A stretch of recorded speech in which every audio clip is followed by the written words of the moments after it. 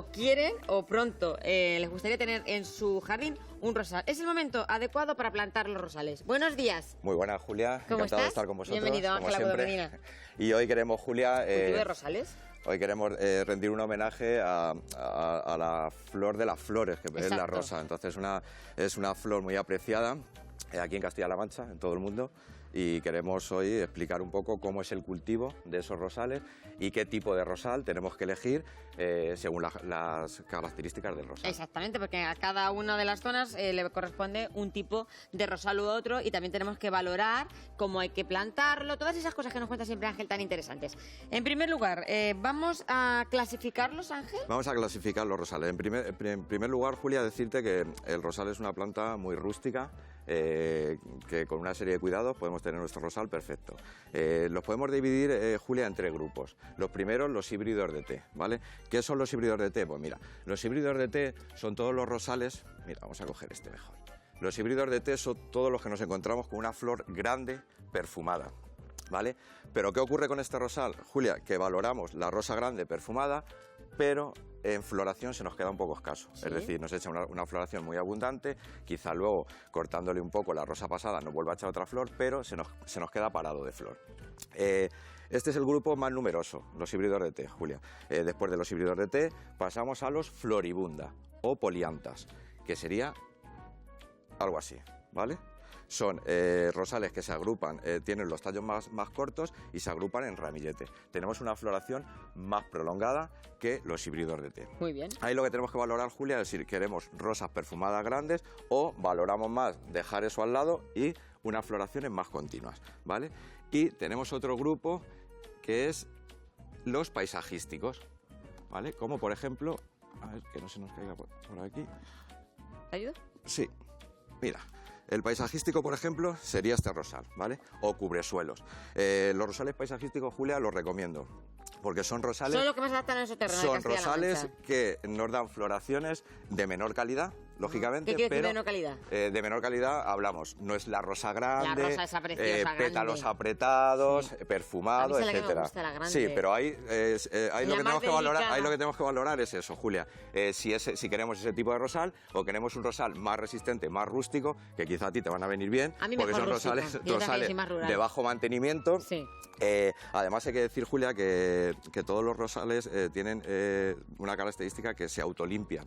Es decir, la flor pasada se la tiran ellos mismos para hacer otras floraciones. Son como los gatos, y ¿no? hay que recordar, Julia, que a partir del mes de marzo hasta el mes de octubre, noviembre, dependiendo un poco del clima, si es sol o no hay, tenemos unas floraciones continuas, ideales para hacer macizos. Los elegiríamos y los compraríamos de nuestra tienda de plantas así de este tamaño, ¿verdad que sí? De este tamaño, todo bien empodadito, Julia, porque es la época ahora de trasplantar nuestro rosal, ¿vale? Entonces, por eso queremos presentar toda la colección de rosas. Tiene que tener este aspecto la poda del rosal para que nosotros los elijamos. O sea, que es importante cuando los traemos aquí que se fijen, porque luego a lo mejor compran plantas donde no se debe. Hay que decir, Julia, también que nosotros siempre valoramos un poco los productores del rosal. En este caso, Ferrer, que es el productor de rosales. Que le agradecemos además que nos haya dejado. Efectivamente, muchas gracias. Hay que valorar, Julia, también que esos rosales tienen una mejora genética. Es decir, todos los años se mejora para que el rosal sea más resistente. Como la vacuna de la gripe, ¿verdad? Que sí, que cada año se hace un poquito más resistente. Para que sea más resistente, el tamaño de la flor, los pétalos apretados, para todos los gustos. ¿Qué tipo de tierra necesita un rosal? Vale, importante, ¿Cualquier Julia. Tierra vale? Cuando lo vayamos a plantar en suelo, ¿vale? Tenemos que tener en cuenta, Julia... ¿Mejor en suelo que en maceta? Lo podemos tener en maceta también, ¿vale? Pero en suelo, el desarrollo del suelo es siempre mayor que el de una maceta. Ahí depende de las necesidades que tengamos, Julia. Y del espacio. ¿Qué vamos a tener en cuenta? Necesitamos un sustrato ligero, esponjoso y a la vez con un buen drenaje. ¿Qué sustrato utilizamos? Pues mira, yo opto más por la turba rubia, que siempre hablamos de ella, ¿vale? La turba rubia es un sustrato que nos va a aportar esas características que acabamos de decir. Entonces lo plantamos con turba rubia y ¿qué hacemos? Como la turba rubia se nos queda un poco corta a la hora de fijarnos nutrientes, porque no tiene muchos, aportamos un abono de liberación lenta. Siempre hay que tener en cuenta los abonos de liberación lenta. ¿Por qué? Porque los abonados de liberación lenta nos hacen una base en el abonado. Es decir, la planta siempre encuentra el nutriente en el suelo, porque la liberación lenta hace que los nutrientes liberen 6 meses en suelo y 4 veces en maceta. Es decir, tendríamos que hacer 3 abonados si lo tenemos en maceta al año y 2 si lo tenemos en suelo, uno en primavera y otro en otoño. Muy bien. El riego, Julia, que siempre el riego sabes que nos complica ahí un poco. El rosal, para que vea unas condiciones óptimas, tenemos que tener en cuenta de crear una humedad a una profundidad de unos 40-50 centímetros de donde vamos a hacer el agujero de nuestro rosal. Los riegos deben de ser cortos y constantes, es decir, vamos a crear ahí una humedad, igual que otras veces decimos que otras plantas es mejor darle riegos largos y profundos, aquí vamos a ser cortos y constantes, para que siempre haya una humedad, evitando siempre el encharcamiento. ¿El rosal es ese tipo de planta que si nos vamos de vacaciones no peligra su vida? El rosal es no peligra su vida siempre y cuando el tiempo que nos vayamos de vacaciones, el tiempo que esté sin regar. Claro, pues si estamos 2 meses sin aparecer o un mes... Es resistente, pero cuidado. Sí que hay que decir, Julia, que el riego, el método mejor para regar es el método por goteo. Exacto. ¿Vale? Porque con el goteo sí que controlamos el caudal, los litros por hora, etcétera, etcétera. Entonces lo mejor es ponerle una gomita de goteo y calcular ahí los minutos que le damos. ¿Tú propones combinar los distintos tipos de rosales para dar un aspecto más...? Se pueden combinar, Julia, pero cuando queramos hacer un macizo o una masa, siempre es más conveniente tirarnos un poco para el rosal paisajístico o cubresuelos o los floribunda. Fenomenal. Ahora les contaremos también algunos datos de cómo tienen que podar esos rosales, porque todavía no los vamos a podar, lo haremos en febrero, porque nosotros aquí trabajamos como hay que trabajar en el jardín, pero para que ustedes vayan ya adelantándose.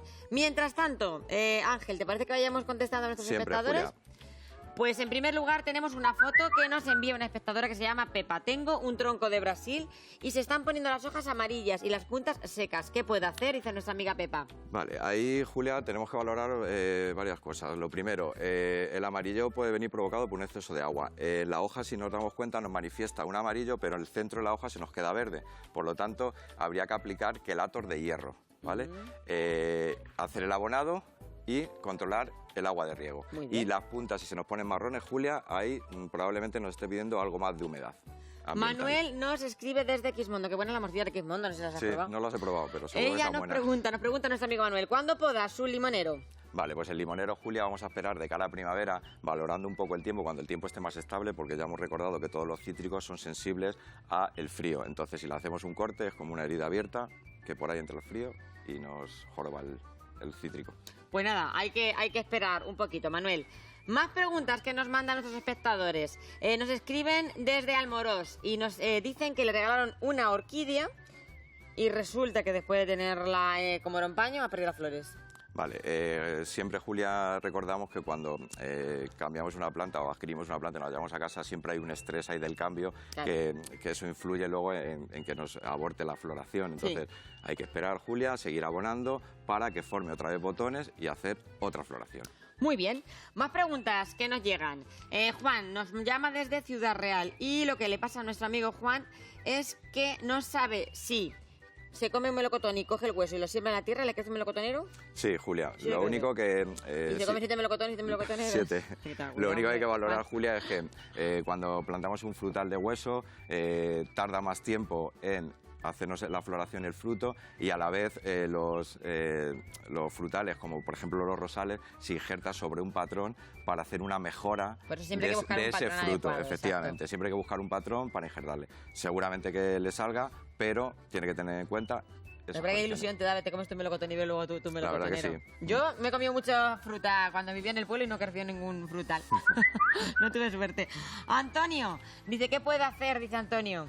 Vale, pues ahí, ¿qué vamos a hacer, Julia? Ahí vamos a valorar un poco la poda del frutal, en este caso. Vamos a hacer un aclareo y, importante, Julia, antes del engorde de la yema, hacer los tratamientos de invierno que siempre recordamos, con aceite de parafina, con un insecticida para hacer un efecto choque y con cobre para controlar hongos. Muy bien, está la gente a tope con los frutales, después de la casa del otro día. Rosa nos llama desde Cuenca y resulta que dice ella, a ver, yo me quedé con tu clase, Ángel, pero ¿cómo se riega el ficus? Recuérdamelo, que se lo refresquemos un poquito. Vale, el ficus, Julia, es una planta que hay que crear una humedad, pero más o menos 1/3 del sustrato por la parte de arriba. Cuando veamos que empieza a secarse, es cuando lo debemos de regar. No debemos de encharcar ni de dejar completamente el sustrato de secarse tal, porque nos tira muchas hojas. Muy bien. Otra pregunta que te hago yo así sobre la marcha, que estoy viendo aquí el panel que has traído de rosas. ¿Tener rosas de distintos colores? ¿Es dependiendo de la variedad también? ¿Tiene algo que ver? Ahí, Julia, hablamos de lo que decíamos antes. Se hace una mejora genética ¿Sí? para crear nuevos colores y para crear nuevas rosas. Si te das cuenta, los pétalos de las rosas son diferentes todos. Tenemos un montón de colores, un montón de formas de la rosa, etcétera.